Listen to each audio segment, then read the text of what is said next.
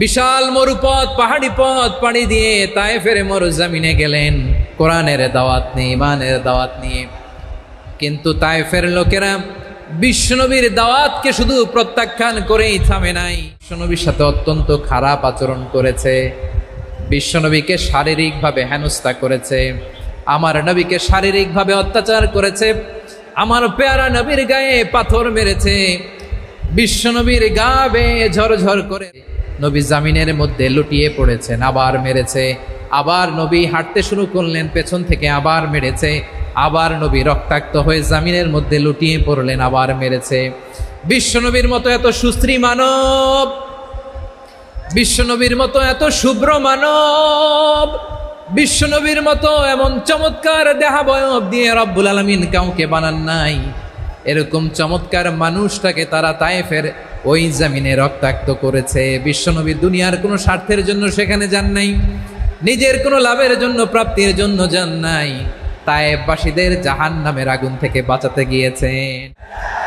খেয়ে না খেয়ে দিন প্রচারের কাজে নিজেকে দিয়েছ বিলিয়ে, তায়েফের কাফিরেরা চিনল না সে আলো, দুষ্ট ছেলেদের পিছু দিল লেলিয়ে, পাথরের আঘাতে ক্ষত বিক্ষত হয়ে সারা শরীর থেকে রক্ত ঝরে।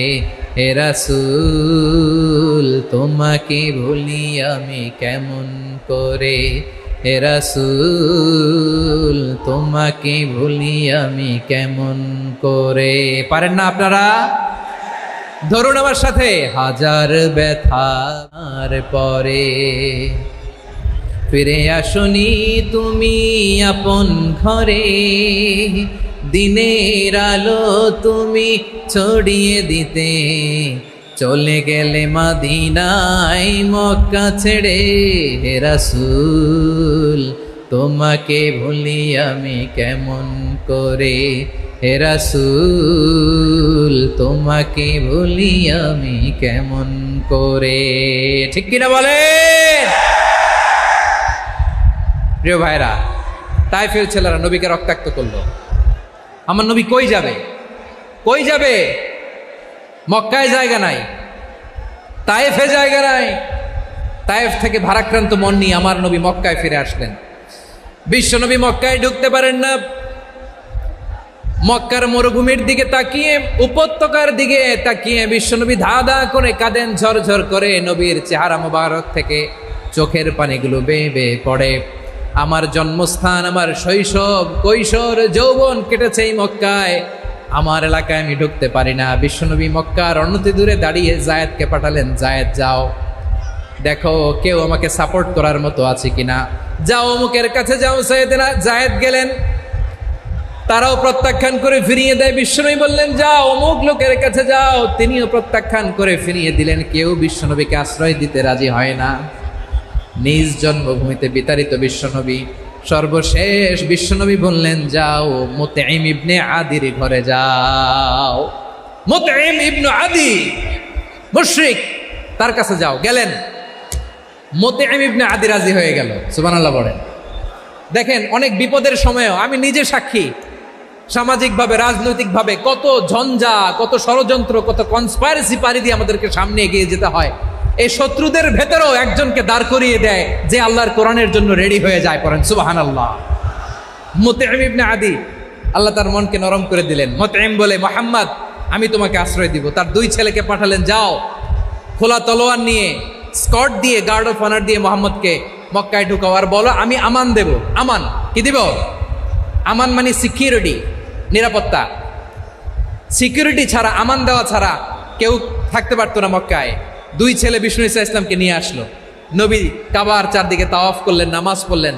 আবু জাহেল, উতবা, শাইবা, ওয়ালিদ ইবনে মুগীরা সবাই দেখে, কেউ কিছু করতে পারে না। কারণ মুতঈম ইবনে আদি ঘোষণা দিয়েছেন আমি মুহাম্মদকে আমান দিয়েছি, মুহাম্মদের গায়ে যেন কেউ স্পর্শ না করে। আওয়াজ করে পড়েন সুবহানাল্লাহ। নবীর এই বিপদকালে মুহূর্তে মুতঈমের হৃদয়টারে নরম করে দিল কে? আচ্ছা লালমনিরহাটের ভাইয়েরা বলেন, এই মুতঈম কি মুসলিম ছিল না মুশরিক? সবাই বলতে হবে মুসলিম না মুশরিক? তাহলে মুশরিকের কাছ থেকে নবী পলিটিক্যাল অ্যাসাইলাম, আধুনিক রাষ্ট্রবিজ্ঞানের ভাষায় পলিটিক্যাল অ্যাসাইলাম, যেটাকে বলে রাজনৈতিক আশ্রয়, ওনার আমান বা নিরাপত্তার এই ঘোষণায় তিনি মক্কায় ঢুকলেন। যতদিন নিরাপত্তা ছিলেন। মোতিম যখন মারা গেল, বিষ্ণু ইসলাম হিজরত করে মদিনায় চলে গেলেন। সুবহানাল্লাহ। কিন্তু মোতিম যে বিশ্বনবীর উপকার করছে এটা বিশ্বনবী ভুলে নাই। আমাদের অনেকে আছে উপকার করার পরে আর খেয়াল থাকে না, খাওয়ার পরে গলা দিয়ে নামলে আর খেয়াল থাকে না, এরকম আছে না নাই? আমার নবী ভুলে নাই।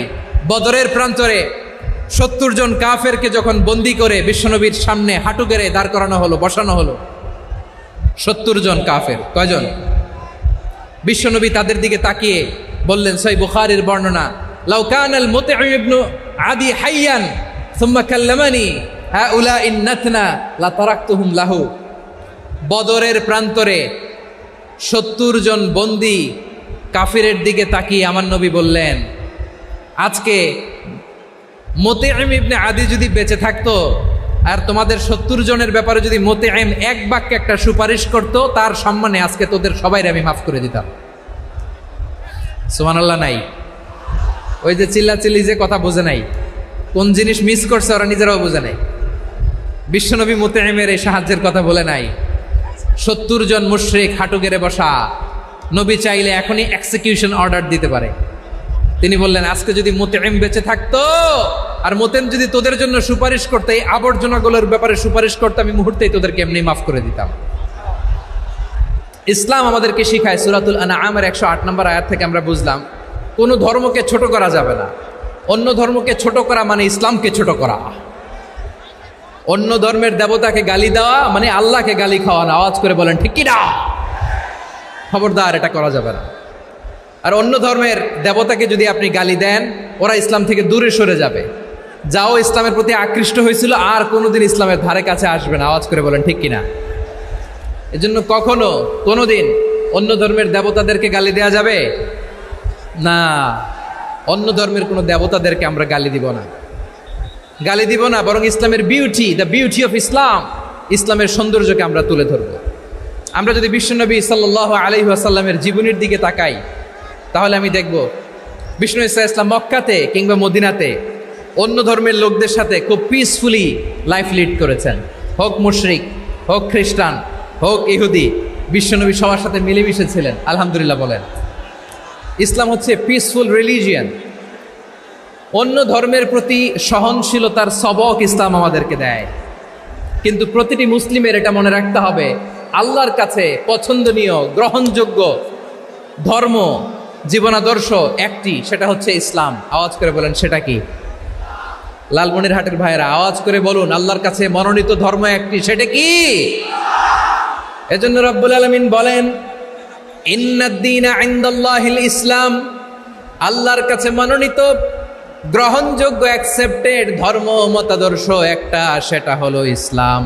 ইসলাম ছাড়া অন্য কোনো ধর্ম যদি কেউ তালাশ করে, তার ওই ধর্ম আল্লাহ গ্রহণ করবে না। ওমাই ইয়াবতাগি গায়রাল ইসলামি দীনান ফালাই ইউকবালা মিন ওয়া হুয়া ফিল আখিরাতি মিনাল খাসিরিন।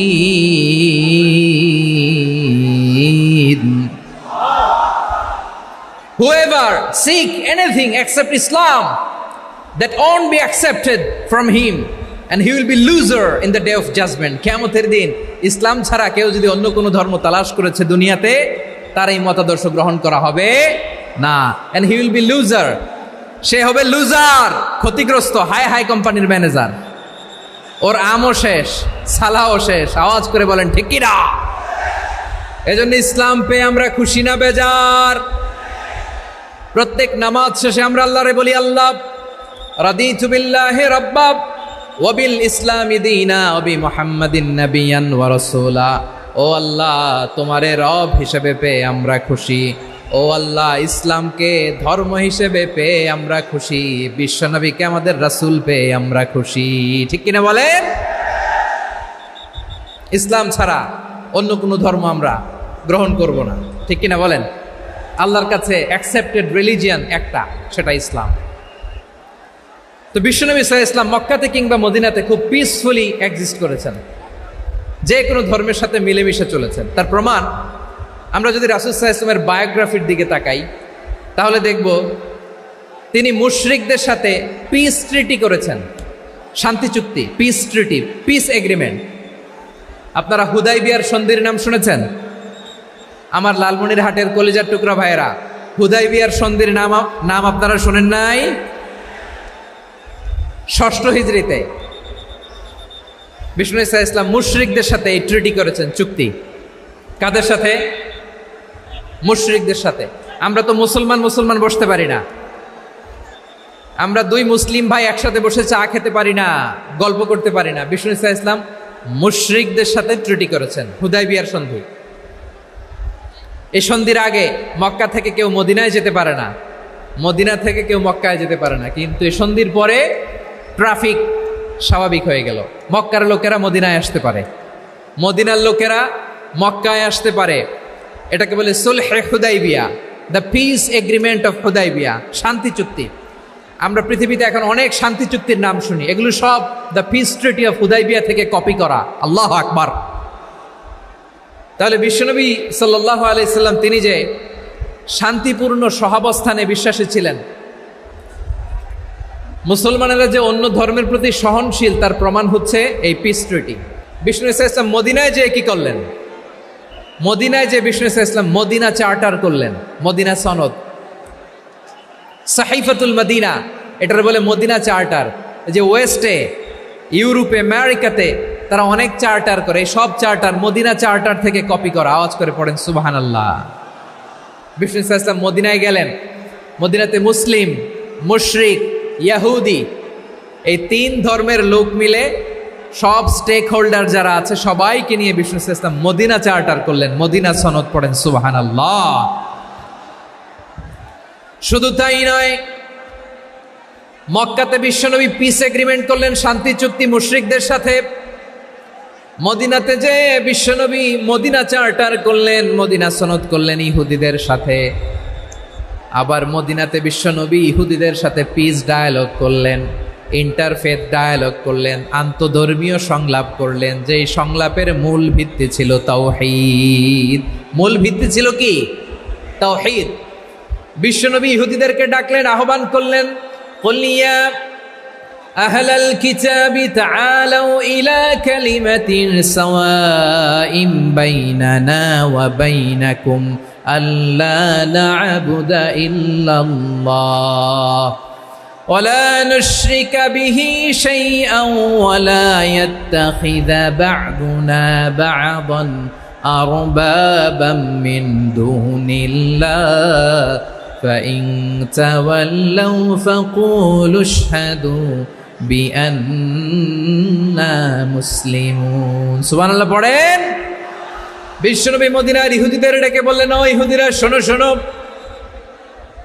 আসো এমন একটা আদর্শের প্রশ্নে আমরা একত্রিত হই, যে আদর্শের প্রচার তোমাদের নবীরাও করেছে, আমিও করি, যে আদর্শের কথা তোমাদের পবিত্র ধর্মগ্রন্থগুলোতে আছে, আমার কোরআনেও আছে।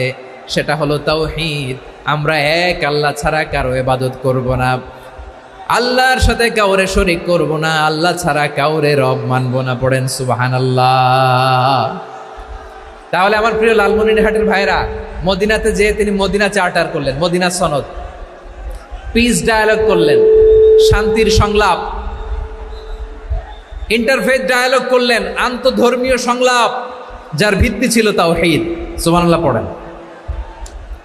তাহলে অন্য ধর্মের প্রতি সব সময় ইসলাম সহনশীল, টলারেন্স। যদি আপনি দেখতে চান ইসলামের নবী বিশ্ব নবীর দিকে তাকান, ঠিক কিনা বলেন? আমরা তো সংখ্যালঘুদের রাইটস প্রোটেক্ট করার জন্য কত আইন বানাই, কত বৈঠক করি, কত সংবাদ সম্মেলন করি। বিষ্ণু সাল্লাল্লাহু আলাইহি ওয়াসাল্লাম সংখ্যালঘুদের রাইটসের ব্যাপারে, অধিকারের ব্যাপারে যে কথা বলেছেন, শুনলে আপনি অবাক হয়ে যাবেন।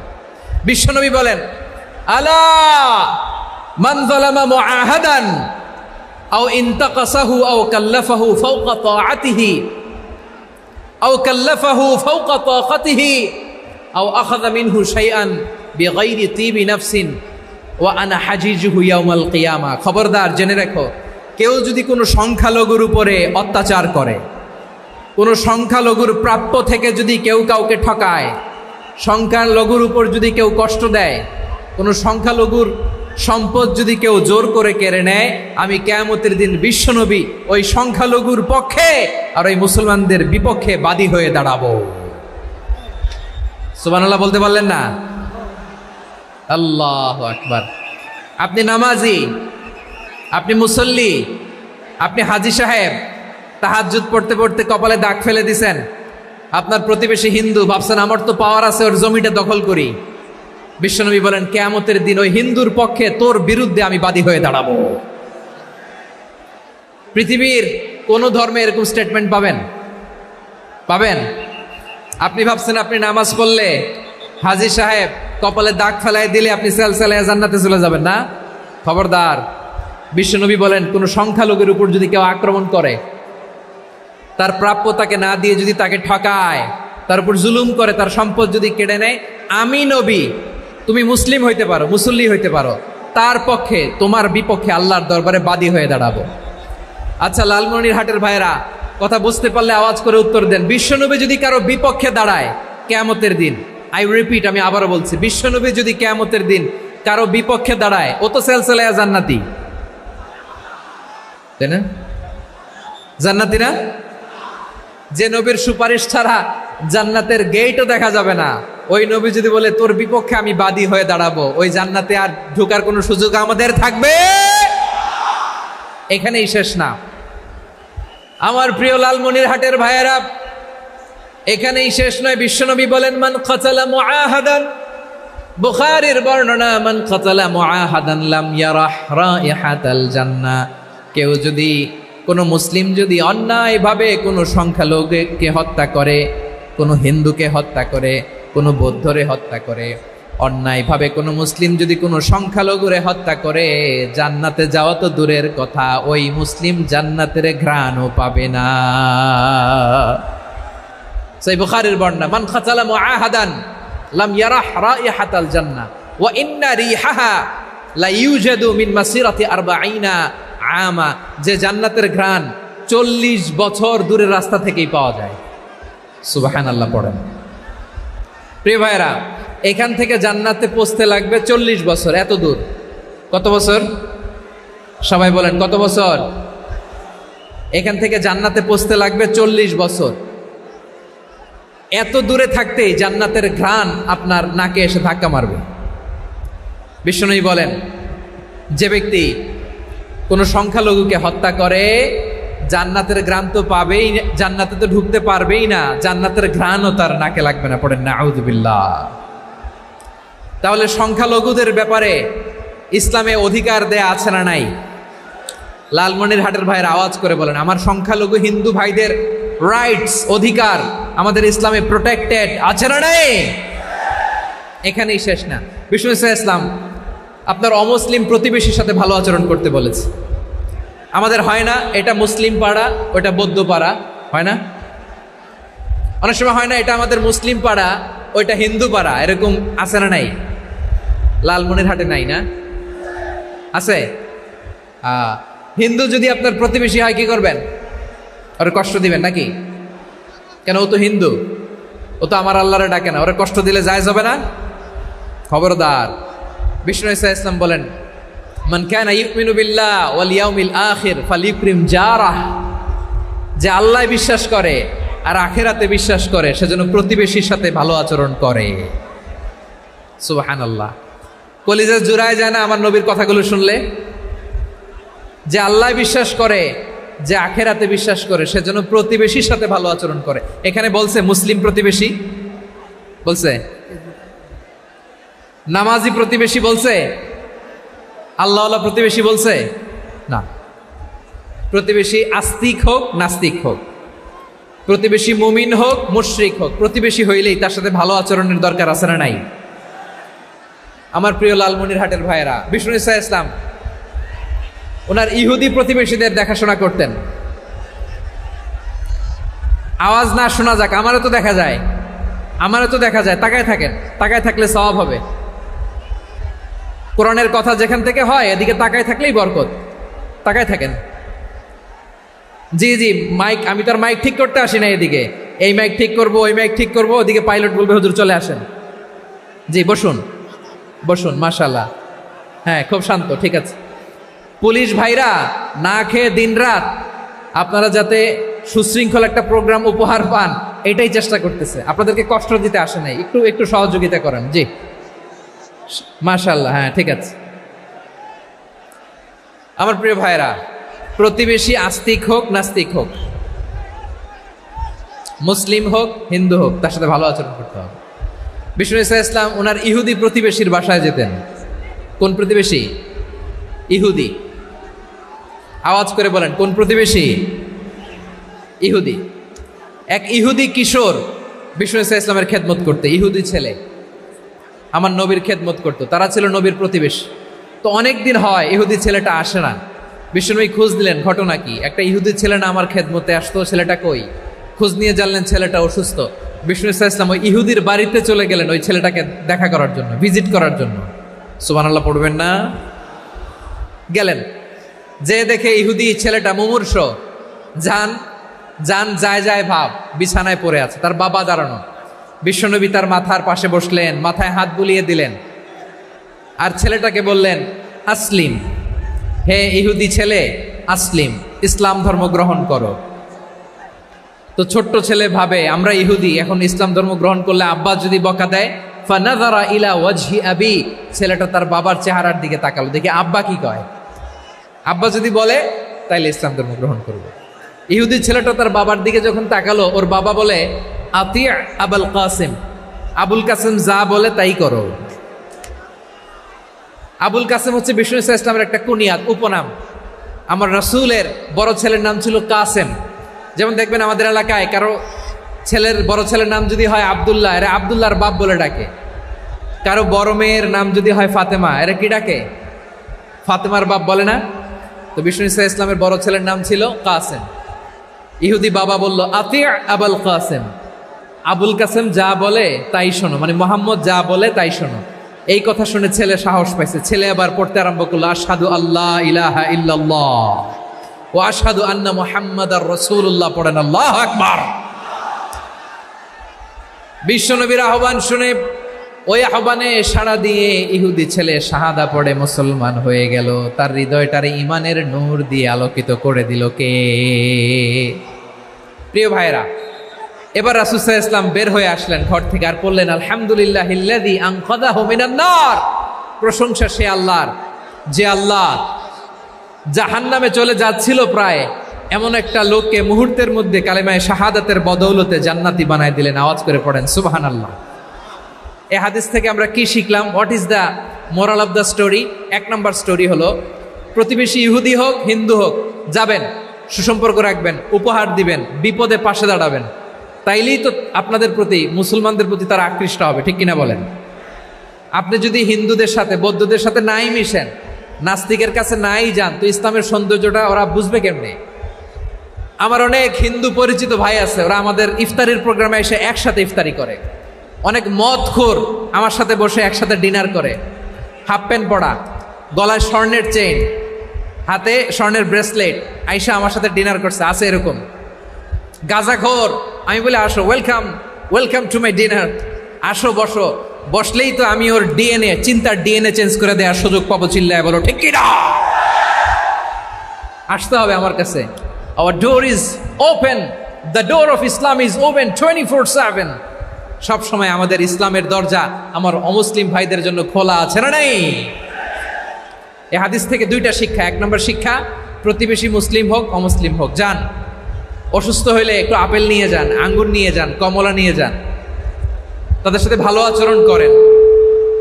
ইসলামের বিউটি দেখে, সৌন্দর্য দেখে অবাক হবে, নসিব ভালো হলে কোনোদিন কালিমা পড়ে মুসলমান হয়ে যাবে, ঠিক কিনা বলেন? তাহলে অমুসলিমের সাথে ভালো সম্পর্ক। বিশ্বনবী ইহুদির বাড়িতে গেলেন, ইহুদির বাড়ি, আর আমার মুসলমান ভাই আমার কাফের বলে, এরকম আছে না নাই? হ্যাঁ, মুসলিমরা দেখতে পারে না, সহ্য করতে পারে। বিশ্বনবী সাল্লাল্লাহু আলাইহি ওয়াসাল্লাম ইহুদির বাড়িতে গেলেন, এটা একটা শিক্ষা। আরেকটা শিক্ষা হলো, ভাইয়েরা ধাক্কা মেরে এসে সামনে এসে কি লাভ?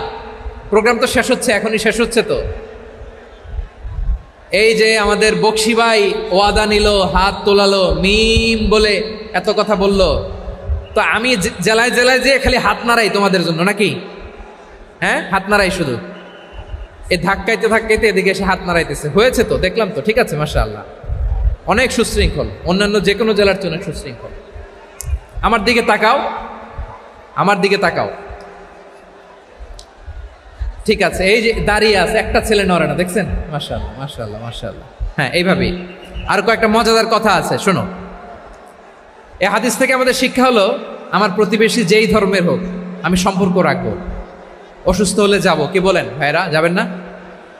যাবেন না আপনারা? আচ্ছা, 2 নম্বর শিক্ষা হলো, বিষ্ণু ইসা ইসলামের খাদেম ছিল ইহুদি। এতদিন খেদমত করলো, একদিনও বিশ্বনবী ওরা কালিমার দাওয়াত দেয় নাই। কারণ কি? বিশ্বনবী একটা ভালো সময়ের অপেক্ষা করতেছিলেন, প্রপার টাইমিং। দায়ীর কাজ হচ্ছে দাঈ ইলাল্লাহ, সে হচ্ছে সুযোগ সন্ধানী। দায়ী সুযোগ খোঁজে, কখন দাওয়া দিলে ব্যাটে বলে হবে, ঝোপ বুঝে কোপ মারে, ঠিক কিনা বলেন? বিষ্ণু ইসলাম ভালো সময়ের অপেক্ষা করতেছিলেন, দেখি ভালো সময় আসুক আসুক আসুক আসুক। আস্তে আস্তে এমন সময় আসছে, ছেলে এবার মুমূর্ষ। অসুস্থ ব্যক্তির হৃদয় অত্যন্ত নরম থাকে। হসপিটালে যখন কেউ যায় তার হৃদয়টা বড্ড নরম থাকে, মৃত্যুর ভয়ে তার অন্তরটা নরম থাকে, ঠিক কিনা বলেন? এই প্রপার টাইমিং এর অপেক্ষা করতেছিলেন। যখনই টাইমিং পেয়েছেন, দাওয়াত দিলেন, পড়ো লা ইলাহা ইল্লাল্লাহ, সুবহানাল্লাহ পড়েন সবাই। তাহলে ইসলাম অমুসলিম প্রতিবেশীর সাথে ভালো আচরণ করতে বলে। ইসলাম অমুসলিম মাতা পিতার সাথেও ভালো আচরণ করতে বলে। মাতা পিতা যদি অমুসলিম হয়, তারা ফেলে দিতে পারবেন? পারবেন? আমার লালমনিরহাটের ভাইয়েরা, অনেক হিন্দু ছেলে আমাদের হাতে শাহাদা পড়ে মুসলিম হয়, কিন্তু ওর মা মুসলমান হয় নাই, বাবাও হয় নাই। এরকম আছে না নাই? তো ও হয়েছে মুসলিম, মা বাপ হিন্দু, এখন মা বাপ কি বাদ? হ্যাঁ, মা বাপ বাদ দেয়া যাবে? যেই মা আপনারে 9 মাস 8 মাস পেটে ধারণ করলো, আপনার মায়ের নার ছেঁড়া ধন, আপনি ওই মারে বাদ দিতে পারবেন? যেই মায়ের বুকের তাজা দুধ খেয়ে আপনি আজকে বাড়ন্ত তাজা তরতাজা, ওই মারে বাদ দেয়া যাবে? মায়ের এক ধারে দুধের দাম, কাটিয়া গায়ের চাম, পাপুষ বানাইলে ঋণের শোধ হবে না, এমন দরদি ভাবে কেউ হবে না আমার মাহাগো। মায়ের এক ধারে দুধের দাম, কাটিয়া গায়ের চাম, পাপুষ বানাইলে ঋণের শোধ হবে না, এমন দরদি ভাবে কেউ হবে না আমার মাহাগো, ঠিক কিনা? মাকে তো বাদ দেওয়া যায় না। وَقَضَى رَبُّكَ أَلَّا تَعْبُدُوا إِلَّا إِيَّاهُ وَبِالْوَالِدَيْنِ إِحْسَانًا। আল্লাহ বলে, অবধারিত 2টা ভার্ডিক্ট তোমাদের জন্য, এক আল্লাহর ইবাদত করবা আর মা বাবার প্রতি ইহসান করবা। আদেশটা কার? মা বাবার প্রতি ইহসান করতে হবে। আমার মা হিন্দু হোক, ভালো আচরণ করতে হবে, বৌদ্ধ হোক, ভালো আচরণ করতে হবে। আমার যে সমস্ত হিন্দু ভাইয়েরা মুসলিম হয়েছ, তোমাদের মা বাবা এখনো মুসলমান হয় নাই, তাদের সাথে ভালো আচরণ করতে হবে। আপনাদের খেদমত নিজে করতে হবে, অথবা খেদমতের ব্যবস্থা করাই দিতে হবে। মান্থলি যে খরচ লাগে এটা দিতে হবে। আরে তুমি এখন মুসলিম, তোমার মা বাবা হিন্দু, এখনই তো সুযোগ ইসলামের সৌন্দর্য দেখানো। এখন মা বাবা যদি দেখে, আরে এটা হিন্দু থাকতে তো বদমাইশ ছিল, বেয়াদব ছিল, কি এমন ধর্ম সে গ্রহণ করলো যেটা গ্রহণের সাথে সাথে সে পাল্টে গেল? কি এমন ধর্ম সে গ্রহণ করেছে যেটা তার জীবনকে আলোকিত করে দিয়েছে? নসিব ভালো হইলে তারাও কালিমা পড়ে মুসলমান হয়ে যাবে। বিষ্ণু ইসা ইসলামের স্ত্রীর নাম ছিল আয়েশা রাদিয়াল্লাহু তাআলা আনহা, আবু বকর রাদিয়াল্লাহু তাআলা আনহুর মেয়ে। আবু বকর রাদিয়াল্লাহু তাআলা আনহুর আরেক মেয়ের নাম হচ্ছে আসমা। কি নাম? দুজনই আবু বকর রাদিয়াল্লাহু তাআলা আনহুর মেয়ে, আসমা আর আয়েশা। নাম দুইটা কেমন লাগে? আসমা নামটা কেমন লাগে? আয়েশা নামটা কেমন লাগে? সবার ভালো লাগে নাই? নাম দুটো আপনাদের ভালো লাগে? লালমনিরহাটে অনাগত যদি কন্যা সন্তান হয়, যদি মনে চায় আসমা রেখে দিতে পারবেন, যদি মনে চায় আয়েশা রেখে দিয়েন। দেশে বিদেশে এয়ারপোর্টে রাস্তাঘাটে শুধু বলে হুজুর একটা নাম দেন, আমার ছেলের একটা নাম দেন, মেয়ের একটা নাম দেন। তো আমার মনে আছে যশোরের আদ্দিনের মাহফিলে আমি একটা দুইটা নাম দিয়েছিলাম। আজকে লালমনিরহাটের এই প্রোগ্রামে কন্যা সন্তান যদি হয় দুটা নাম দিলাম, আসমা কিংবা আয়েশা। ইনশাআল্লাহ পড়েন। দুজন বোন, এক মায়ের না, বাবা এক মা দুজন। আয়েশা রাদিয়াল্লাহু তাআলা আনহার মায়ের নাম উম্মে রুমান, আর আসমা রাদিয়াল্লাহু তাআলা আনহার মায়ের নাম কুতাইলা বিনতে আব্দুল উজ্জা। আবু বকর রাদিয়াল্লাহু তাআলা আনহু 4টা বিয়ে করেছিলেন। তো একই ঘটনা ঘটেছে এই ফ্যামিলিতে। আসমা ইসলাম ধর্ম গ্রহণ করে মুসলিমা, কিন্তু তার মা কুতাইলা মুশরিকা। আই রিপিট, বোঝার জন্য আমি আবারও বলি, আসমা রাদিয়াল্লাহু তাআলা আনহা মুসলিমা, আর আসমার মা কুতাইলা, আওয়াজ করে বুঝে থাকলে বলেন, আসমার মা মুশরিকা। তার মানে মেয়ে মুসলিম, মা অমুসলিম, ভেজাল আছে না নাই? কিন্তু কুতাইলা আর ধৈর্য ধারণ করতে পারে না। নার ছেড়া ধন, কলিজার টুকরা ধন, কলিজার টুকরা সন্তান আসমারে দেখতে বড্ড মন চায়। সাইয়েদনা আসমা রাদিয়াল্লাহু তাআলা আনহা মক্কা থেকে হিজরত করে মদিনায় চলে গেলেন হুদাইবিয়ার পর। যখন মক্কা মদিনা ট্রাফিক স্বাভাবিক হলো, মক্কার লোক মদিনায় যায়, মদিনার লোক মক্কায় আসে।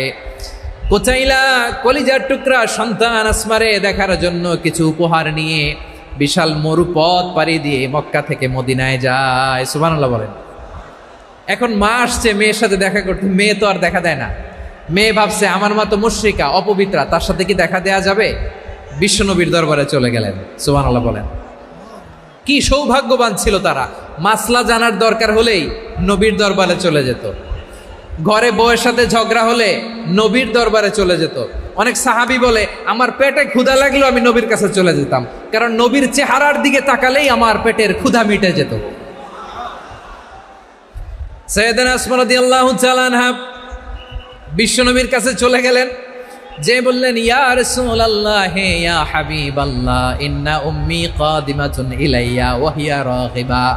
আমার মা মক্কা থেকে অনেক দূর মরুর পথ পাড়ি দিয়ে উপহার সামগ্রী নিয়ে মদিনায় আমার সাথে দেখা করতে এসেছে গো নবী। আমার জানতে বড্ড ইচ্ছে হয় আমি আমার মুশরিকা মায়ের সাথে একটু দেখা করতে পারবো কিনা। আফা আসিলুহা, আগে যেমনি আমি আমার মায়ের সাথে ভালো আচরণ করতাম, যেমনি আমি আমার মায়ের সাথে সদাচরণ করতাম গো নবী, এখন আমি মুসলিমা মা মুশরিকা, এখনো কি আগের মতো সদাচরণ করতে পারবো নাকি?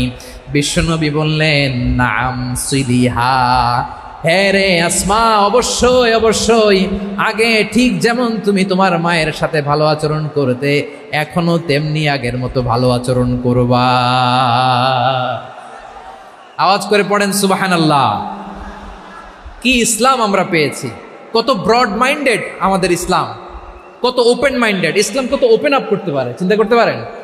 বিষ্ণু বললেন হ্যাঁ অবশ্যই, নাম সুলিহা, আগে যেমনি ভালো আচরণ করছো আসমা এখন ওই রকমই করো, পারলে আরো বাড়ায় করো। সুবহানাল্লাহ বলেন। তাহলে আমার যে হিন্দু ভাইয়েরা, হিন্দু বোনেরা, ইমানের বদৌলতে দৌলতে আপনি ধন্য হয়েছেন, আপনার আম্মা আব্বা এখনো মুসলমান হয় নাই, তাদের জন্য দোয়া করেন, তাদের জন্য দোয়া করেন, আল্লাহ যেন তাদেরকেও ইমানের দৌলত দান করে। আমরা সবাই পড়ি আমিন, আরো জোরে পড়েন আমিন। এখন বলেন ইসলাম কি ন্যারো মাইন্ডেড রিলিজিয়ান না ব্রড মাইন্ডেড? লালমনিরহাটের যুবক ভাইরা আওয়াজ করো, ইসলাম কি ন্যারো মাইন্ডেড না ব্রড মাইন্ডেড? কতটা ব্রড মাইন্ডেড দেখেন। বিশ্বনবী সাল্লাল্লাহু আলাইহি সাল্লাম অমুসলিমরা যদি নবীকে উপহার দিত, ওই উপহারও বিশ্বনবী গ্রহণ করতেন। সুবহানাল্লাহ পড়েন।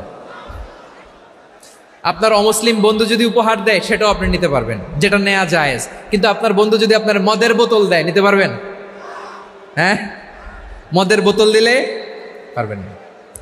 আপনার বন্ধু যদি আপনার পর্ক দেয়, পর্ক, শূকরের গোশত মিশ্রিত কোনো খাবার, ওটা নিতে পারবেন না। হালাল যে কোনো জিনিস নিতে পারবেন। বিশ্বনবী সাল্লাল্লাহু আলাইহি ওয়াসাল্লাম অমুসলিমদের দেয়া হাদিয়া গ্রহণ করতেন। কেমন নবী ছিলেন? আমার নবীরে চিনে নেন, আমার নবীর অ্যাটিটিউড জেনে নেন। বিশ্বনবী সাল্লাল্লাহু আলাইহি ওয়াসাল্লাম যখন কোনো জনপদে যেতেন 3টা অপশন নিয়ে যেতেন। প্রিয় ভাইয়ের আওয়াজ করে বলতে হবে, কোনো জনপদে গেলে আমার নবীর অপশন থাকতো কয়টা? আমার মতো 3 আঙ্গুল উঁচু করে দেখান। আর বলুন, আমার নবী কোন জনপদে গেলে কয়টা অপশন নিয়ে যেতেন? 1 নম্বর অপশন আসলিম তাসলাম। নতুন এলাকায় গেলে বলতেন আসলিম তাসলাম, ইসলাম ধর্ম গ্রহণ করো, শান্তিতে থাকবা, আমার ভাই হয়ে যাবো, আমরা ভাই ভাই, ইসলাম মানো, আমরা ভাই ভাই। অপশন নাম্বার কত? 1। যদি বলে না ইসলাম মানবো না, ওকে, অপশন নাম্বার 2, মুসলিম হওয়ার দরকার নাই, লা ইকরাহা ফিদ্দিন, ইসলামে কোনো বাড়াবাড়ি নাই, খ্রিস্টান আছো থাকো, বৌদ্ধ আছো থাকো, ইহুদি থাকতে চাও থাকো, কিন্তু আমরা যেহেতু রিজিওনাল সুপার পাওয়ার, আমাদের আন্ডারে থাকো, ট্যাক্স দিয়া থাকো, এটার বলে জিজিয়া। আলেম যারা আছেন বুঝবেন, এটার আরবিতে কি বলে? জিজিয়া। You pay us the tax, we will give you the security. তোমরা ট্যাক্স দিবা, আমরা সিকিউরিটি দিব। ইসলাম, ইসলাম মানো, শান্তিতে থাকবা, ভাই ভাই, আমরা ভাই ভাই। অপশন নাম্বার 2, ট্যাক্স দাও, আমরা নিরাপত্তা দিব, মুসলিম হওয়া লাগবে না। এখন 1 নাম্বারও মানে না, 2 নাম্বারও মানে না, মুসলিম হব না, ভালো, খ্রিস্টান থাকো, ট্যাক্স দাও, আমরা সিকিউরিটি দিব না, এইটাও মানি না। বিষ্ণু বলেন, তাহলে তলোয়ার আমাদের আর তোমাদের মাঝে ফায়সালা করবে। মুসলিমও হব না, ট্যাক্স দিবা, নিরাপত্তা দিব, আমরা সুপার পাওয়ার, আমাদের আন্ডারে থাকবে, এইটাও না, তাহলে তোমাদেরকে তো আমরা বিশ্বাস করতে পারি না, কখন না কখন বিশ্বাসঘাতকতা করো, কার সাথে মিলে হাত মিলাও, তলোয়ার আমাদের মাঝে ফায়সালা করবে। তখন তিনি জেহাদের সশস্ত্র সংগ্রামের ঘোষণা দিতেন। সুবহানাল্লাহ পড়েন। দেখেন, পশ্চিমারা জেহাদকে এইভাবে চিত্রায়িত করে না, ওরা জেহাদ বলতে বোঝায় তলোয়ার, হাত কাটো, গলা কাটো, না, জেহাদ সশস্ত্র সংগ্রাম 3 নম্বরে। অধিকাংশ ক্ষেত্রেই বিশ্বনবীর সুন্দর আচরণ দেখে, আরে আমার নবীর যে নুরানি চেহারা, অনেকে তো কেবল সিরেফ চেহারাটা দেখেই কালিমা পড়ে মুসলমান হয়ে গিয়েছে। যারা মুসলিম হয় নাই, তারা তাদের ইসলামেই বলবৎ ছিল, ট্যাক্স দিয়ে ইসলামের আন্ডারে ছিল। যারা এটাও মানে নাই, ওইটাও মানে নাই, তাদের বিরুদ্ধে জেহাদ। বিষ্ণু ইসলাম 7ম হিজরিতে যখন খায়বার বিজয়ের পরে ইসলাম রিজিওনাল সুপার পাওয়ার হিসেবে আত্মপ্রকাশ করলো, বিশ্বনবী চিঠি লিখলেন অন্যান্য সুপার পাওয়ারের কাছে, রাষ্ট্রীয় চিঠি লেখে এক রাষ্ট্রপ্রধান আরেক রাষ্ট্রপ্রধানের কাছে, ঠিক কিনা বলেন? জানেন না আপনারা? এই যে 24-এর ছাত্র নাগরিক অভ্যুত্থানে, এই অভ্যুত্থান যখন শুরু হয়, আমি তখন সাউথ আফ্রিকাতে, একটা স্ট্যাটাস দিয়েছিলাম, কোটা নয়, গোটা দেশ সংস্কার করা লাগবে। শুধু বাংলাদেশ নয়, সারা বিশ্বের বাংলা ভাষাভাষী লোকেরা এই আন্দোলনের সাথে সমর্থন তারা করেছে, এটাকে সাপোর্ট করেছে, তারা সমর্থন দিয়েছে। আমাদের ইউনাইটেড আরব আমিরাতের বাংলাদেশি ভাইয়েরা, তারা সেখানে রাস্তায় নেমে এসেছিল, জানেন?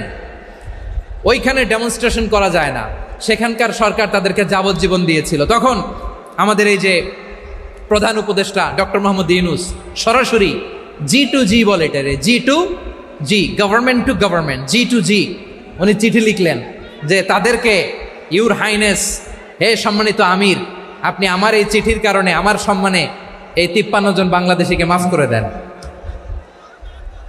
এই চিঠির বদৌলতে বেকসুর খালাস পেয়ে গিয়েছিল আমাদের ভাইরা। জানেন না এই ঘটনা আপনারা? তাহলে গভর্নমেন্ট টু গভর্নমেন্ট চিঠি দেওয়া হয়।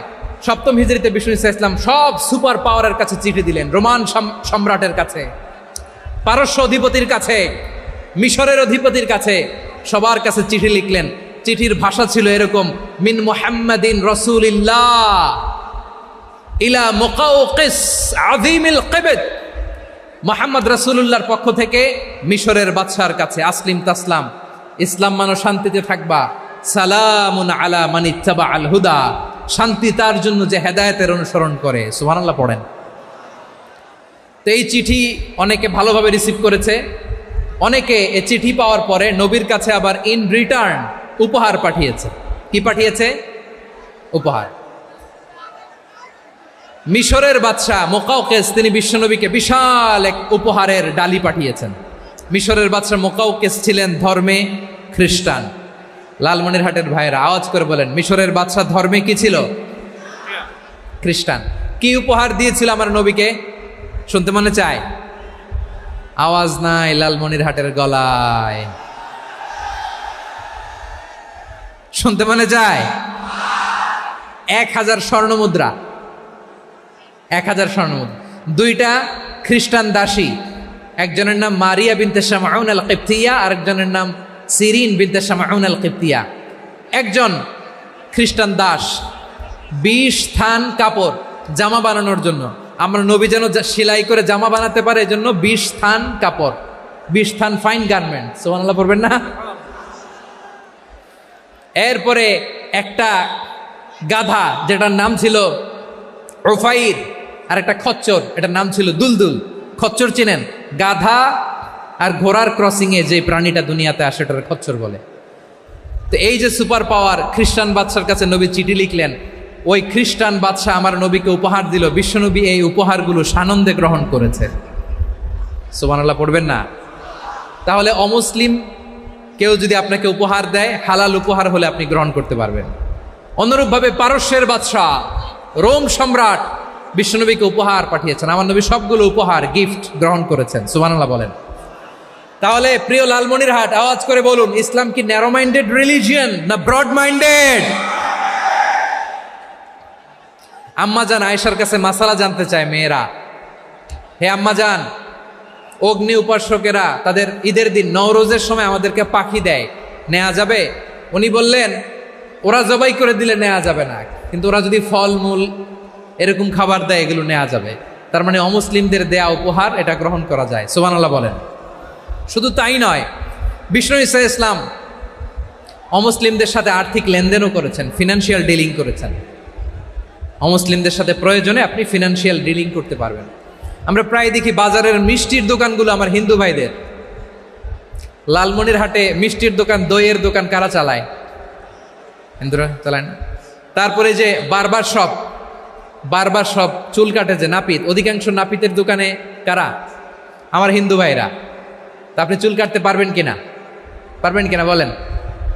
পারবেন। তার দোকান থেকে দই মিষ্টি কিনতে পারবেন কিনা? হ্যাঁ, আমার মুসলিম ভাইয়ের দোকান থাকলে ওইটারে আমি বেশি প্রায়োরিটি দিব, ঠিক কিনা? কিন্তু যদি তাদের সার্ভিস নিতে চান, প্রোডাক্ট নিতে চান, পারবেন। তার দলিল সহিহ বুখারী, আম্মা জান আয়েশা রাদিয়াল্লাহু তাআলা আনহা বলেন, ইশতারা রাসূলুল্লাহ সাল্লাল্লাহু আলাইহি ওয়াসাল্লাম মিন ইয়াহুদিয়িন তুআমান ওয়া রাহানাহু দিরআহু মিন হাদিদ। রাসূল সাল্লাল্লাহু আলাইহি ওয়াসাল্লাম এক ইহুদির কাছ থেকে, কার কাছ থেকে? সবাই বলে নাই কার কাছ থেকে? আমার নবী, পেয়ারা নবী এক ইহুদির কাছ থেকে জব কিনেছিল, জব, বার্লি, যেটা দিয়ে রুটি বানায়। ওই জবের দাম দেওয়ার টাকা পয়সা নবীর কাছে ছিল না, ফলে নবী ওনার একটা পোশাককে মর্গেজ রেখেছিলেন, মর্গেজ, বন্ধক, যে এখন এটার দাম দিতে পারবো না, কয়েক কেজি বার্লি নিয়ে যাই আর বন্ধক হিসেবে আমার জামাটা রেখে গেলাম, যেই দিন দাম দিব ওই দিন জামাটা ছুটায় নিয়ে যাব। সুবহানাল্লাহ পড়বেন না? বাকিতে নিছিলেন, বাকিতে। দিরআহু মিন হাদিদ, লোহার তৈরি বর্ম, মানে যুদ্ধের পোশাক, লোহা দিয়ে বানানো। বিশ্বনবী বললেন, কয়েক কেজি জব দাও, টাকাটা পরে দিব, এখন টাকা নাই, বন্ধক হিসেবে, মর্গেজ হিসেবে আমার জামা রেখে গেলাম, যখন টাকা দিব জামা ছুটায় নিব। আওয়াজ করে বলতে হবে সুবহানাল্লাহ। এ থেকে বোঝা গেল অমুসলিমদের সাথে ফিনান্সিয়াল ডিলিং করা যায়, অর্থনৈতিক লেনদেন করা যায়, কেনাবেচা করা যায়, প্রোডাক্ট কেনা যায়।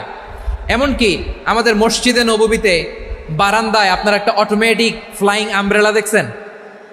সূর্য যখন বাড়ে মসজিদে নববীর বারান্দায় ইয়ার্ডের মধ্যে অটোমেটিক্যালি কিছু আমব্রেলা আছে, সাঁ করে খুলে যায়, আর সূর্যের তাপ লাগে না। আবার সন্ধ্যাবেলায় এই আমব্রেলাগুলো ওরা ক্লোজ করে ফেলে, দেখেন নাই না? দেখছেন? এই মসজিদে নববীকে সর্বোচ্চ উন্নত মানের কনস্ট্রাকশন ইনফ্রাস্ট্রাকচারে ডেভেলপ করার জন্য কর্তৃপক্ষ কিছু অমুসলিম ইঞ্জিনিয়ারের, ডিজাইনারের সহায়তা নিয়েছিল। সুবহানাল্লাহ বলেন। কোন দলিলের ভিত্তিতে? এই দলিলের ভিত্তিতে যে বিষ্ণু ঈসা ইসলাম অমুসলিমদের সাথেও লেনদেন করেছেন। আওয়াজ করে বলতে হবে আল্লাহু আকবার। শুধু তাই নয়, ইন কেস অফ ইমার্জেন্সি, প্রয়োজনে ইসলামের খাতিরে, ইসলামকে সামনের দিকে এগিয়ে নিয়ে যাওয়ার জন্য অমুসলিমদের সাপোর্ট নেওয়া জায়েজ আছে। সুবহানাল্লাহ বলেন। অমুসলিমদের সাপোর্ট নেয়া, তাদের থেকে অর্থ নেয়া, পলিটিক্যাল সাপোর্ট, পলিটিক্যাল অ্যাসাইলাম নেওয়া জায়েজ আছে। আমাদের অনেক বিশ্ববরেণ্য দায়ীরা আমেরিকায় অস্থায়ীভাবে অ্যাসাইলাম নিয়ে থাকে, নিজের দেশে গেলে ফাঁসিতে ঝুলাই দিবে। যুগ যুগ ধরে দায়ীদের উপরে এরকম অত্যাচার আর নির্যাতন আছে না নাই? মিশরের অনেক দায়ীরা পাশ্চাত্যে যেয়ে থাকে। এই যে তারা পলিটিক্যাল অ্যাসাইলাম নিয়ে থাকে, রাজনৈতিক আশ্রয়, এটা জায়েজ আছে না? এটা যে জায়েজ আছে তার প্রমাণ স্বয়ং বিশ্বনবী সাল্লাল্লাহু আলাইহি ওয়াসাল্লাম পলিটিক্যাল সাপোর্ট নিয়েছিলেন অমুসলিমদের কাছ থেকে। সুবহানাল্লাহ বলেন। খুব মজাদার একটা ঘটনা, শুনবেন? আপনাদের আগ্রহ দেখে তো মনে হয় না শোনার ইচ্ছা আছে। আছে আছে, গলায় জোর আছে। লিল্লাহি তাকবীর, লিল্লাহি তাকবীর, নারে তাকবীর। মাশাআল্লাহ। আমার ভাইরা, বিশ্বনবীর বয়স তখন প্রায় 51 বছর। কত বছর? বিশ্বনবীর সবচেয়ে কাছের মানুষ খাদিজা রাদিয়াল্লাহু তাআলা আনহা ইন্তেকাল করেছেন। বিশ্বনবী বড্ড কষ্ট পেলেন, হৃদয়টা ভেঙে খান খান। যিনি ঘরের ভেতরে বিশ্বনবীকে সান্ত্বনা দিতেন, ভালোবাসা দিতেন, বাইরে গেলে কুরাইশরা বকাঝকা করে, অত্যাচার করে, কিন্তু আম্মাজান খাদিজা রাদিয়াল্লাহু তাআলা আনহা ঘরটারে এমন শান্তির নীর বানায় রেখেছেন, এই ঘরের ভিতরে ঢুকলে বিশ্বনবীর কলিজাটা ঠান্ডা হয়ে যেত। এজন্য রব্বুল আলামিন বলেন, খাদিজা, ও আমার বান্দি খাদিজা, জান্নাতে এমন স্পেশাল একটা ঘর আমি তোমার জন্য রেডি করে রেখেছি। ওই ঘরের মধ্যে কোনো আওয়াজ নাই, ওই ঘরের মধ্যে কোনো নয়েজ নাই, ওই ঘরে কোনো বিশৃঙ্খলা নাই। কারণ মক্কার জমিনে আমার নবী কুরাইশদের বিশৃঙ্খলা, নয়েজ আর ঝামেলাগুলোকে উপেক্ষা করে যখন তোমার ঘরের ভিতরে ঢুকতো, ঘরটারে তুমি শান্তির নীর, ঠান্ডা, নীরব, নিস্তব্ধ, নিঝুম আর শান্তির নীর বানিয়ে রেখেছ। এজন্য জান্নাতে স্পেশাল একটা শান্তির নীর আমি তোমারে উপহার দেব। ওই প্রিয়তমা স্ত্রী খাদিজা ইন্তেকাল করলেন, বিশ্বনবীর হৃদয় ভেঙে খান খান। আবার ওনার চাচা আবু তালেব ইন্তেকাল করলেন, যিনি পলিটিক্যাল শেল্টার দিতেন নবীকে। কে দিতেন? আবু তালেবের ভয়ে, বিশ্বনবীর এই চাচার ভয়ে কোনো মুশরিক নবীর গায়ে হাত দেওয়ার সাহস পায় নাই। এখন স্ত্রীও নাই, চাচাও নাই, নবীকে আশ্রয় দেওয়ার কেউ নাই। নবীর চারদিকে অন্ধকার। নবী এখন কই যাবেন? আমার পেয়ারা নবী নতুন স্টেশন খুঁজতেছেন, নতুন দাওয়াতি প্ল্যাটফর্ম খুঁজতেছেন। তিনি যায়েদ বিন হারেসা রাদিয়াল্লাহু তাআলা আনহুকে নিয়ে মক্কার পাশের একটা নেইবরিং সিটি তায়েফে চলে গেলেন। কোথায় চলে গেলেন? লালমনিরহাটের ভাইয়ের আওয়াজ করে বলেন, কোথায় গেলেন? তায়েফে চলে গেলেন দিনের দাওয়াত দেওয়ার জন্য। কি দেওয়ার জন্য? নাকি জমি কিনতে গেছিলেন? জমি কিনতে, দুনিয়ার যশ খ্যাতির জন্য, নিজের কোনো লাভের জন্য? তায়েফবাসীদেরকে জাহান্নামের আগুন থেকে বাঁচানোর জন্য। আওয়াজ করে বলতে হবে, ঠিক কিনা? বিশ্বনবী বিশাল মরুপথ, পাহাড়ি পথ পাড়ি দিয়ে তায়েফের মরুজমিনে গেলেন কোরআনের দাওয়াত নিয়ে, ইমানের দাওয়াত নিয়ে। কিন্তু তায়েফের লোকেরা বিশ্বনবীর দাওয়াতকে শুধু প্রত্যাখ্যান করেই থামে নাই, তারা বিশ্বনবীর সাথে অত্যন্ত খারাপ আচরণ করেছে। বিশ্বনবীকে শারীরিকভাবে হেনস্থা করেছে, আমার নবীকে শারীরিকভাবে অত্যাচার করেছে, আমার পেয়ারা নবীর গায়ে পাথর মেরেছে, বিশ্বনবীর গা বেয়ে ঝরঝর করে রক্ত ঝরেছে, নবী জামিনের মধ্যে লুটিয়ে পড়েছেন, আবার মেরেছে, আবার নবী হাঁটতে শুরু করলেন, পেছন থেকে আবার মেরেছে, আবার নবী রক্তাক্ত হয়ে জামিনের মধ্যে লুটিয়ে পড়লেন, আবার মেরেছে। বিশ্বনবীর মতো এত সুশ্রী মানব, বিশ্বনবীর মতো এত শুভ্র মানব, বিশ্বনবীর মতো এমন চমৎকার দেহাবয়ব দিয়ে রব্বুল আলামিন কাউকে বানান নাই। এরকম চমৎকার মানুষটাকে তারা তায়েফের ওই জমিনে রক্তাক্ত করেছে। বিশ্বনবী দুনিয়ার কোনো স্বার্থের জন্য সেখানে যান নাই, নিজের কোনো লাভের জন্য, প্রাপ্তির জন্য যান নাই, তায়েফবাসীদের জাহান্নামের আগুন থেকে বাঁচাতে গিয়েছেন। ঠিক কিনা বলেন?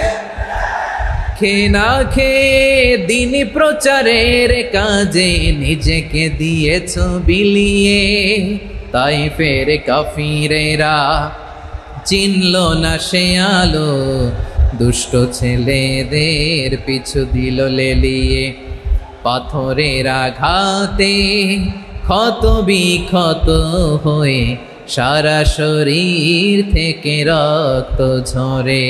হে রাসূল তোমাকে ভুলি আমি কেমন করে, হে রাসূল তোমাকে ভুলি আমি কেমন করে।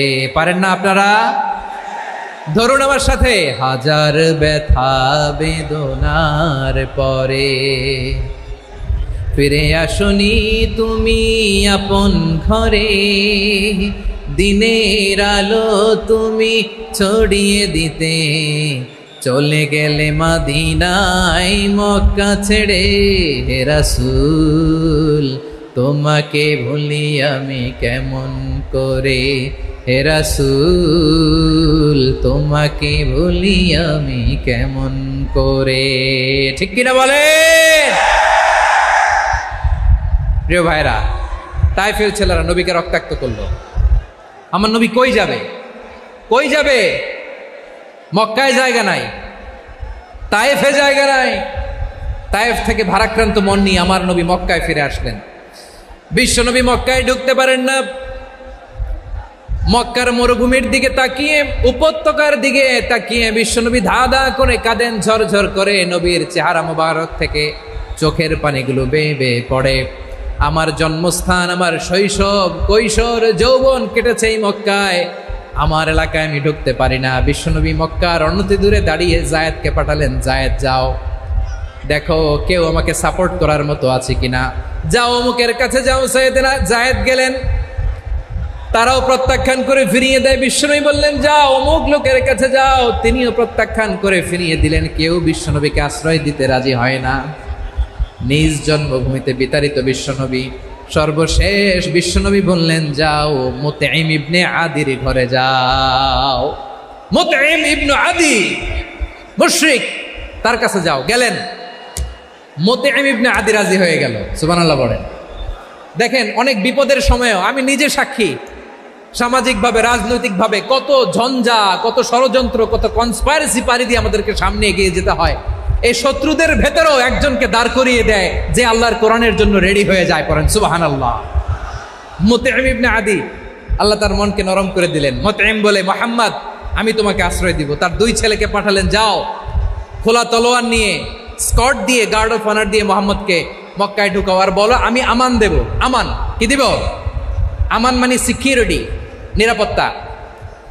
সিকিউরিটি ছাড়া, আমান দেওয়া ছাড়া কেউ থাকতে পারতো না মক্কায়। দুই ছেলে বিষ্ণু ইসা ইসলামকে নিয়ে আসলো। নবী কাবার চারদিকে তাওয়াফ করলেন, নামাজ পড়লেন। আবু জাহেল, উতবা, শাইবা, ওয়ালিদ ইবনে মুগীরা সবাই দেখে, কেউ কিছু করতে পারে না। কারণ মুতঈম ইবনে আদি ঘোষণা দিয়েছেন আমি মুহাম্মদকে আমান দিয়েছি, মুহাম্মদের গায়ে যেন কেউ স্পর্শ না করে। আওয়াজ করে পড়েন সুবহানাল্লাহ। নবীর এই বিপদকালে মুহূর্তে মুতঈমের হৃদয়টারে নরম করে দিল কে? আচ্ছা, লালমনিরহাটের ভাইয়েরা বলেন, এই মুতঈম কি মুসলিম ছিল না মুশরিক? সবাই বলতে হবে মুসলিম না মুশরিক? তাহলে মুশরিকের কাছ থেকে নবী পলিটিক্যাল অ্যাসাইলাম, আধুনিক রাষ্ট্রবিজ্ঞানের ভাষায় পলিটিক্যাল অ্যাসাইলাম, যেটাকে বলে রাজনৈতিক আশ্রয়, ওনার আমান বা নিরাপত্তার এই ঘোষণায় তিনি মক্কায় ঢুকলেন। যতদিন নিরাপত্তা ছিল ছিলেন। মুতঈম যখন মারা গেল, বিষ্ণু ইসলাম হিজরত করে মদিনায় চলে গেলেন। সুবহানাল্লাহ। কিন্তু মুতঈম যে বিশ্বনবীর উপকার করছে এটা বিশ্বনবী ভুলে নাই। আমাদের অনেকে আছে উপকার করার পরে আর খেয়াল থাকে না, খাওয়ার পরে গলা দিয়ে নামলে আর খেয়াল থাকে না। এরকম আছে না নাই? আমার নবী ভুলে নাই। বদরের প্রান্তরে 70 জন কাফেরকে যখন বন্দি করে বিশ্বনবীর সামনে হাঁটু গেড়ে দাঁড় করানো হলো, বসানো হলো, 70 জন কাফের। কয়জন? বিশ্বনবী তাদের দিকে তাকিয়ে বললেন, সহিহ বুখারীর বর্ণনা, লাউ কানাল মুতঈম ইবনে আদি হাইয়ান সুম্মা কাল্লামানি হাউলাই নাতনা লা তারাকতুহুম লাহু।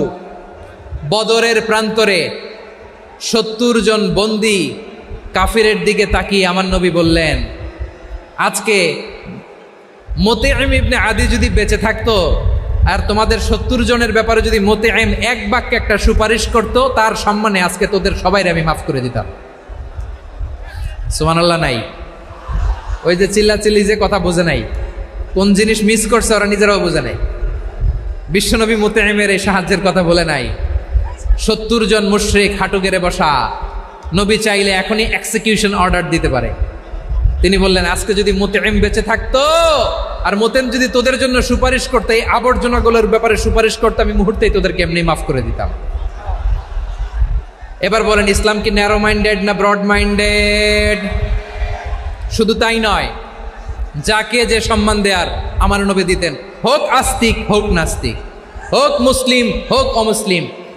বিষ্ণু ইসা ইসলাম যখন রোমান সম্রাটের কাছে চিঠি লিখেছেন, আমার প্রিয় লালমনিরহাটের ভাইরা, অল্প কয়েক মিনিট কয়েকটা জরুরি কথা বলবো। এদিকে তাকান, এদিকে তাকান।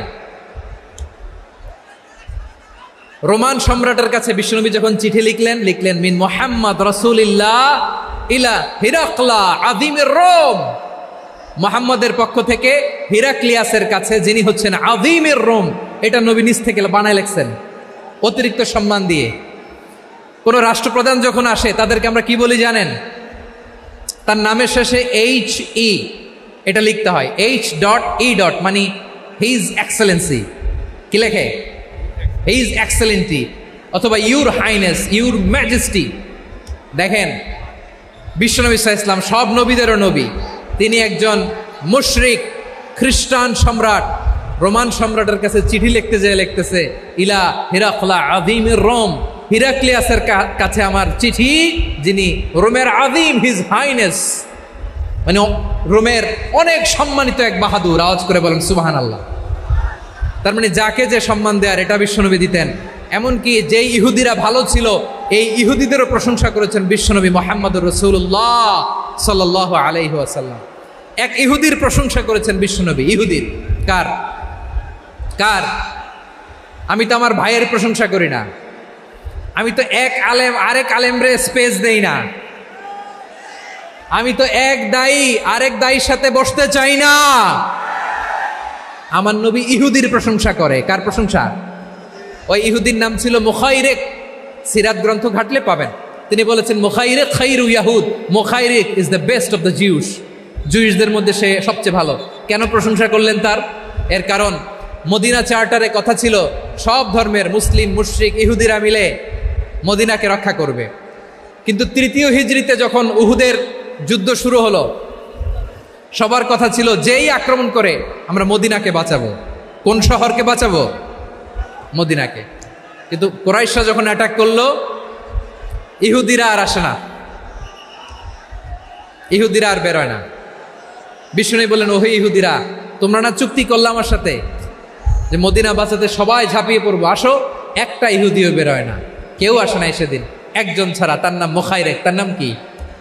মুখাইরেক বাহাদুরের মতো ঘোড়সাওয়ার হয়ে বেরিয়ে গেলেন এবং বললেন, গোটা ইহুদি সাম্রাজ্যের একজনও যদি না আসে, আমি মুখাইরেককে কেউ ঘরে আটকে রাখতে পারবে না। বেরিয়ে আসলেন, এসে বললেন, আমি মুহাম্মদের পক্ষে যুদ্ধ করব। আমি মারা গেলে আমার সম্পদ আমার উত্তরাধিকারীরা পাবে না, আমার সম্পদ তোমরা মুহাম্মদকে দিয়ে দিবা। সুবহানাল্লাহ বলেন। উহুদের ময়দানে 70 জন মুসলমান শহীদ হলো। এই ইহুদি, সেও মুসলমানের পক্ষে যুদ্ধ করে নিহত হলো। সুবহানাল্লাহ বলেন। মুসলিমদের লাশ যখন নিয়ে আসা হলো, এই মুখাইরিকের লাশও নিয়ে আসা হলো। মুসলিমদের লাশের পাশে মুখাইরিকের লাশ দেখে বিশ্বনবী মুখাইরিকের প্রতি অনেক খুশি হলেন। আর বিশ্বনবী খুশি হয়ে বললেন, মুখাইরিক খায়রু ইয়াহুদ, মুখাইরিক যদিও তুমি ইহুদি, তারপরেও তুমি সব ইহুদিদের মধ্যে সেরা ইহুদি। পড়েন সুবহানাল্লাহ। আমার নবী ইহুদিকেও সম্মান দিতে কার্পণ্য করে নাই। আওয়াজ করে বলেন আল্লাহু আকবার। প্রিয় ভাইরা, এবার সর্বশেষ আওয়াজ করে বলেন, ইসলাম কি ন্যারো মাইন্ডেড নাকি ব্রড মাইন্ডেড? সবাই বলেন, ন্যারো মাইন্ডেড না ব্রড মাইন্ডেড? এজন্য অমুসলিম হইলেই তারা আমাদের শত্রু নয়। শত্রু কারা? এই লালমনিরহাটের ভাইয়েরা শোনেন, শত্রু কারা?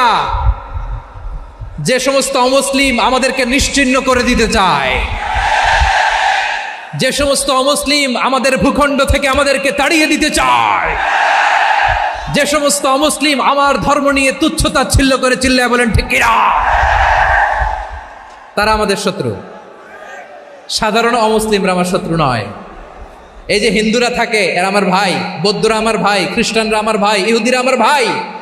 তারা দিনই ভাই নয়, তারা মায়ের পেটের ভাই নয়, তারা মানবিক দিক থেকে ভাই। ও মানুষ, আমিও মানুষ। ইসলাম মানুষকে সম্মান করে, চিল্লায় বলো ঠিক কিনা। যারা আমাদের অস্তিত্বকে নিশ্চিহ্ন করতে চায়, যারা আমাদের ভূখণ্ডকে দখল করতে চায়, যারা আমাদেরকে নিয়ে মকারি করে, ফান করে, টিটকারি করে, আমার ধর্ম নিয়ে খেলা করে, তাচ্ছিল্য করে, ওদের বিরুদ্ধে আমাদের জিহাদ। সাধারণ মুসলিম আমাদের শত্রু নয়। আপনি জানেন নিউ ইয়র্কে, আমি তো নিউ ইয়র্কে ছিলাম অনেকদিন, ওখানে ফিলিস্তিনিদের পক্ষে যখন আমরা মিছিল করেছি, অনেক ইহুদি আমাদের সাথে মিছিলে দাঁড়িয়েছে। কারণ ওরাও জানে এই ভূখণ্ড ফিলিস্তিনিদের ভূখণ্ড। আওয়াজ করে বলো লালমনিরহাট, ঠিক কিনা? ইসরায়েলের রাজধানী খোদ তেল আবিবে অনেক ইহুদিরা বেঞ্জামিন নেতানিয়াহু তার বিরুদ্ধে মিছিল করেছে। তো তারা কি আমাদের শত্রু? না। অনেক খ্রিস্টান আমাদের সাথে আমাদের স্বার্থ রক্ষায় আমাদের পাশে দাঁড়িয়েছে। খেয়াল রাখবেন, হিন্দু আর হিন্দুত্ববাদ এক নয়, ইহুদি ধর্ম আর জায়নিজম এক নয়। জায়নিজমের বিরুদ্ধে আমাদের সংগ্রাম, আমাদের জেহাদ, চিল্লায় বলেন ঠিক কিনা? এই যে ফিলিস্তিনের ভাইয়েরা, তারা তাদের স্বাধীনতা সংগ্রামের জন্য লড়াই করছে, করে যাচ্ছে, আমরা এটাকে সমর্থন জানাই, চিল্লায় বলো ঠিক কিনা? কাশ্মীরের ভাইয়েরা স্বাধীনতার জন্য সংগ্রাম করছে, আমরা সেই সংগ্রামকে সমর্থন জানাই, আওয়াজ করে বলো ঠিক কিনা? যারাই আমাদের ইসলামকে নিশ্চিহ্ন করতে চায় তাদের বিরুদ্ধে আমাদের সংগ্রাম, আওয়াজ করে বলতে হবে ঠিক কিনা? ওই সমস্ত দুর্বৃত্তদের সাথে আমাদের কোনো সম্পর্ক নাই। আমরা যদি ঐক্যবদ্ধ থাকতে পারি, ওই দুর্বৃত্তরা চান্স পাবে না। আমরা ঐক্যবদ্ধ থাকতে রাজি আছি। লালমনিরহাটের ভাইয়েরা, আমরা ঐক্যবদ্ধ থাকলে ওই দুর্বৃত্তদের কালো হাত ভেঙে দিতে আমাদের সময় লাগবে না। তাদের কালো হাত ভেঙে দিতে রাজি আছে মুসলমান? কারা কারা রাজি? দু হাত তুলে দেখাও।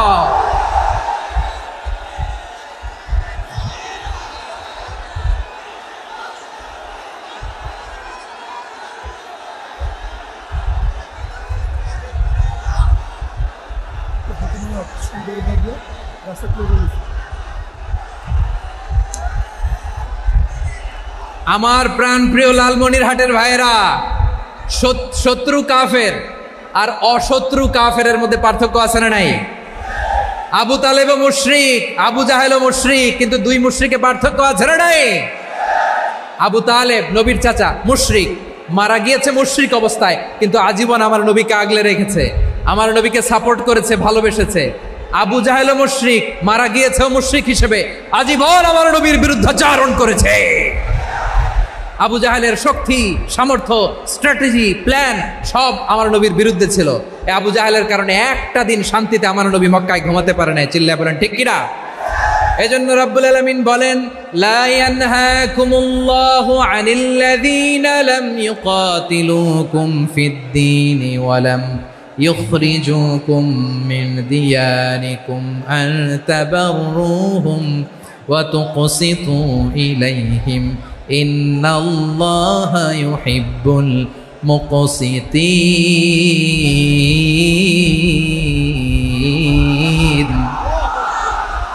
আল্লাহ বলে, গোলামেরা শোনো শোনো, যে সমস্ত অমুসলিম তোমাদের সাথে ধর্মযুদ্ধে লিপ্ত হয় না, তোমাদের বিরুদ্ধে যে সমস্ত অমুসলিম অস্ত্র ধরে না, যে সমস্ত অমুসলিম তোমাদেরকে তোমাদের জন্মস্থান থেকে, ভূখণ্ড থেকে তাড়িয়ে দেয় না, তাদের সাথে ভালো আচরণ করতে আমি আল্লাহ নিষেধ করি নাই। তাদের সাথে সদাচরণে কোনো নিষেধাজ্ঞা নাই, বরং তাদের সাথে সদাচরণ করো, এটাই আমি আল্লাহ চাই। তাহলে আমার যে অমুসলিমরা আমাদের সাথে শত্রুতা করে না, তুচ্ছতাচ্ছিল্য করে না, আমাদের ভূমি থেকে আমাদেরকে উচ্ছেদ করতে চায় না, আমাদের বিরুদ্ধে অস্ত্র ধরে না, ওই অমুসলিম ভাইদের সাথে আমাদের কোনো দ্বন্দ্ব আছে? কোনো বিরোধ আছে? বরং আছে ভালোবাসা। বরং আছে কি? এই ভালোবাসা দিয়ে আমরা বিশ্ব জয় করব। রাজি আছো মুসলমান? আমাদের পুঁজি ভালোবাসা। আমাদের পুঁজি কি?